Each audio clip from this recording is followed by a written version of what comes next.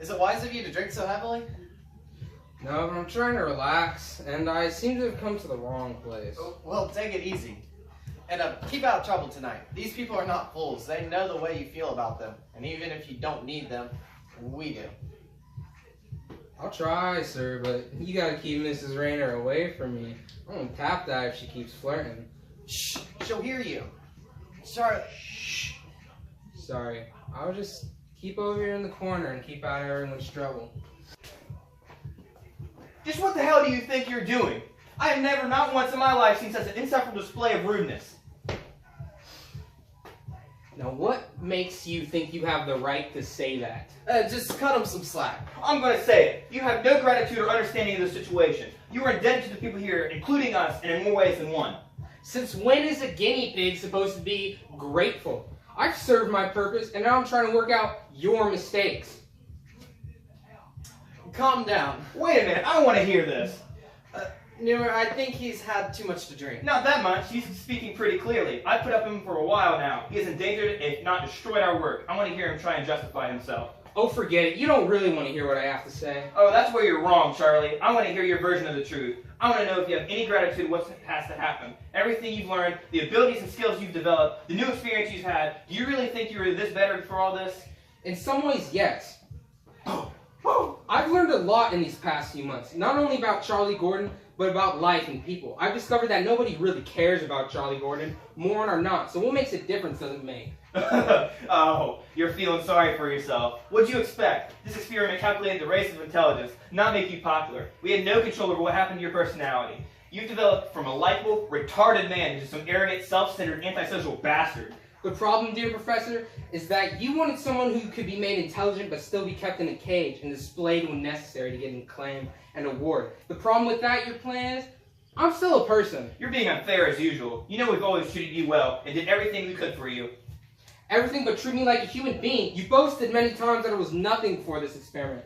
And I know why. Because if I was nothing, then you're responsible for creating me. And that makes you my lord, my master. You resent the fact I don't show my gratitude every hour of every day. Well, believe it or not, I am grateful. But what you did for me, wonderful as it is, doesn't give you the right to treat me like some experimental animal. I'm a person now, and so was Charlie before he walked into the lab. He looked shocked. Yes, we discovered that I was always a person, even before that. And that challenges your belief that someone with an IQ of less than 100 doesn't deserve consideration.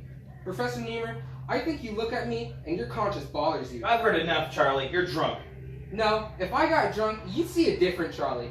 The other Charlie, the one who walked into the darkness, he's still here inside of me. He's crazy. He's talking to us as if there's two Charlie Gordons. Strauss, you haven't better check him out.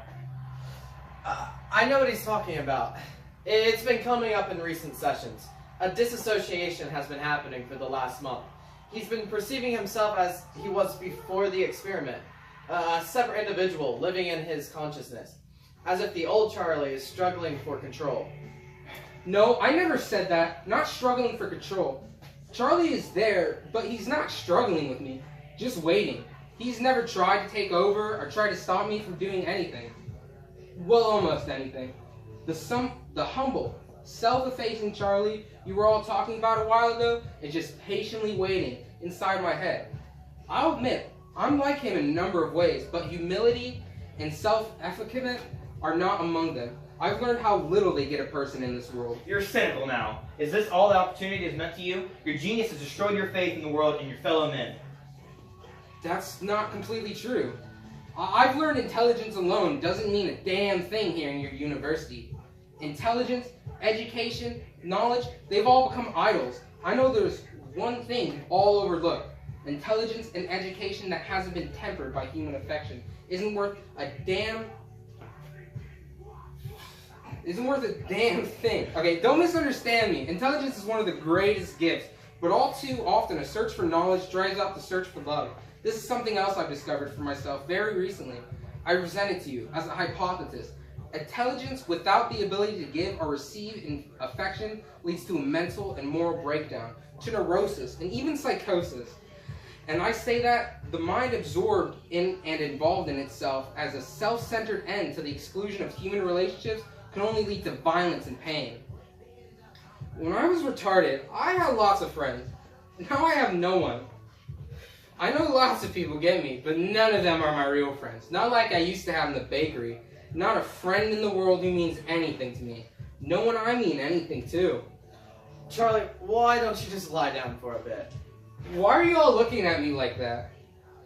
What did I say wrong? I didn't mean to say anything that wasn't right. I always try to do the right thing. My mother always taught me to be nice to people because she said that you won't get in trouble and you always have lots of friends.